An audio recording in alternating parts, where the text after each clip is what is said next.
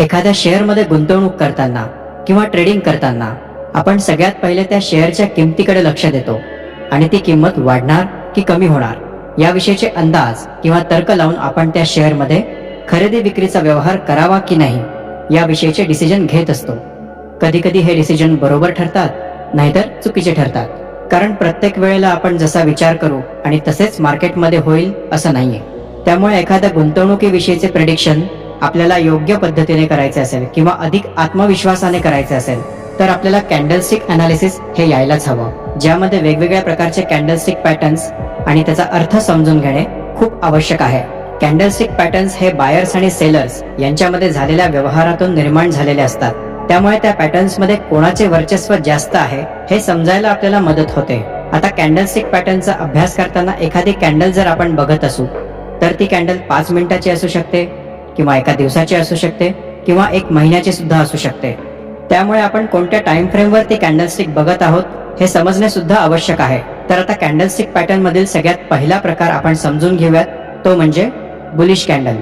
समजा एखाद्या शेअरची ओपनिंग प्राइस 100 रुपये असेल आणि ती कॅन्डल क्लोज होताना त्याची प्राइस 110 रुपये झालेली असेल तर आपण हे समजायला हवं की ओपनिंग प्राइस पेक्षा क्लोजिंग प्राइस जास्त असल्याने या शेअरमध्ये खरेदी जास्ती झाल्यामुळे या शेअरची किंमत वाढलेली असावी. आणि अशा पद्धतीची कॅन्डल आपल्याला ही चार्टवर नेहमी हिरव्या रंगाची दिसत असते, ज्याला आपण बुलिश कॅन्डल असे म्हणतो. या कॅन्डलमध्ये ओपनिंग प्राइसच्या जवळ त्या कॅन्डलची लोएस्ट प्राइस बघायला मिळते आणि क्लोजिंग प्राइसच्या जवळ त्या कॅन्डलची हायेस्ट प्राइस बघायला मिळते, ज्याला आपण शॅडो असे म्हणतो. त्यामुळे बुलिश कॅन्डल म्हणजे बायर्स जास्ती ऍक्टिव्ह झालेले आहे असं आपण समजायला हवं, ज्यामुळे पुढच्या येणाऱ्या कॅन्डलमध्ये त्या शेअरची किंमत वाढेल असं आपण प्रेडिक्ट करायला लागतो. आता पुढचा प्रकार म्हणजे बेरिश कॅन्डल. समजा एखाद्या शेअरची ओपनिंग प्राइस 100 रुपये असेल आणि ती कॅन्डल क्लोज होताना त्याची प्राइस 90 रुपये झालेली असेल तर आपण हे समजायला हवं की ओपनिंग प्राइस पेक्षा क्लोजिंग प्राइस कमी असल्याने या शेअरमध्ये विक्री जास्ती झाल्यामुळे या शेअरची किंमत कमी झालेली असावी. आणि अशा प्रकारची कॅन्डल ही आपल्याला चार्टवर नेहमी लाल रंगाची बघायला मिळते, ज्याला आपण बेरिश कॅन्डल असे म्हणतो. या कॅन्डलमध्ये आपल्याला ओपनिंग प्राइसच्या जवळ त्या कॅन्डलची हायेस्ट प्राइस बघायला मिळते आणि क्लोजिंग प्राइसच्या जवळ त्या कॅन्डलची लोएस्ट प्राइस बघायला मिळते, ज्याला आपण शॅडो असे म्हणतो. त्यामुळे बेरिश कॅन्डल म्हणजे सेलर्स जास्ती ऍक्टिव्ह झालेले आहेत असं आपण समजायला हवं, ज्यामुळे पुढच्या येणाऱ्या कॅन्डलमध्ये त्या शेअरची किंमत कमी होणार आहे असं आपण प्रेडिक्ट करायला लागतो. आता पुढचा प्रकार म्हणजे हॅमर. हॅमर कॅन्डल मध्ये आपल्याला खालच्या साईडला शॅडो आणि वरच्या साईडला छोटीशी बॉडी बघायला मिळते. समजा एखाद्या शेअरची ओपनिंग प्राइस 90 रुपये असेल आणि ती खाली जाऊन 70 रुपयापर्यंत आली असेल, परंतु क्लोज होताना ती परत वरती येऊन 100 रुपयावर क्लोज झाली असेल तर आपल्याला अशा प्रकारची कॅन्डल बघायला मिळते. याचा अर्थ असा होतो की सुरुवातीला सेलर्स लोकांनी त्या शेअरची किंमत खाली आणण्याचा खूप प्रयत्न केला, पण बायर्स जास्ती असल्यामुळे सेलर्स लोकांनी शेवटी हार मानून बायर्स लोकांनी त्या शेअरची किंमत वरती नेली आहे आणि यालाच आपण हॅमर कॅन्डल म्हणतो, ज्यामुळे पुढच्या येणाऱ्या कॅन्डलमध्ये त्या शेअरची किंमत वाढेल असं आपण प्रेडिक्ट करायला लागतो.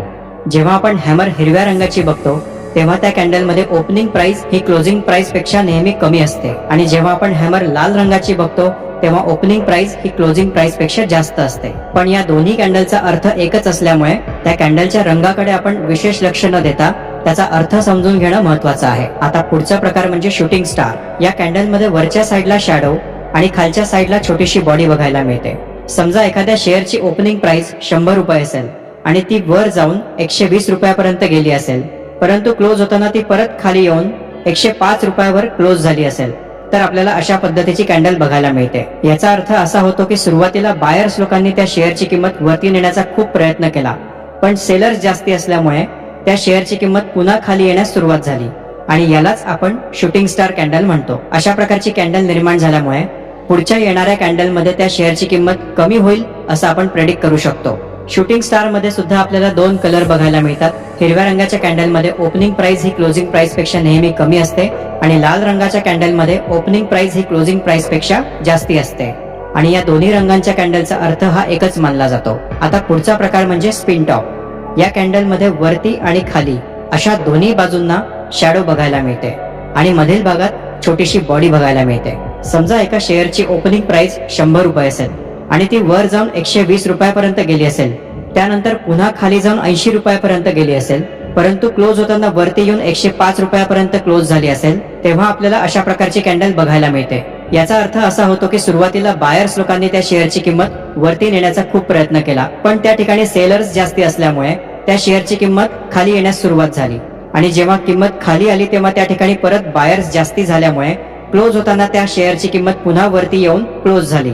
यालाच आपण स्पिन टॉप कॅन्डल म्हणतो, ज्याला आपण दुसऱ्या भाषेमध्ये इनडिसिजन कॅन्डल किंवा बायर्स आणि सेलर्स यांच्यामध्ये कन्फ्युजन झाल्यामुळे पुढच्या कॅन्डलमध्ये ट्रेंड चेंज होण्याचे संकेत मिळू शकतात असा त्या कॅन्डलचा अर्थ लावला जातो. स्पिन टॉप मध्ये आपल्याला 3 वेगवेगळ्या प्रकारच्या कॅन्डल बघायला मिळतात. हिरव्या रंगाच्या कॅन्डलमध्ये ओपनिंग प्राइस ही क्लोजिंग प्राइस पेक्षा नेहमी कमी असते. लाल रंगाच्या कॅन्डलमध्ये ओपनिंग प्राइस ही क्लोजिंग प्राइस पेक्षा जास्ती असते आणि काही अशा प्रकारच्या कॅन्डल्स असतात ज्यामध्ये ओपनिंग आणि क्लोजिंग प्राइस एकच असते, पण दोन्ही बाजूंना शॅडो आपल्याला दिसत असते.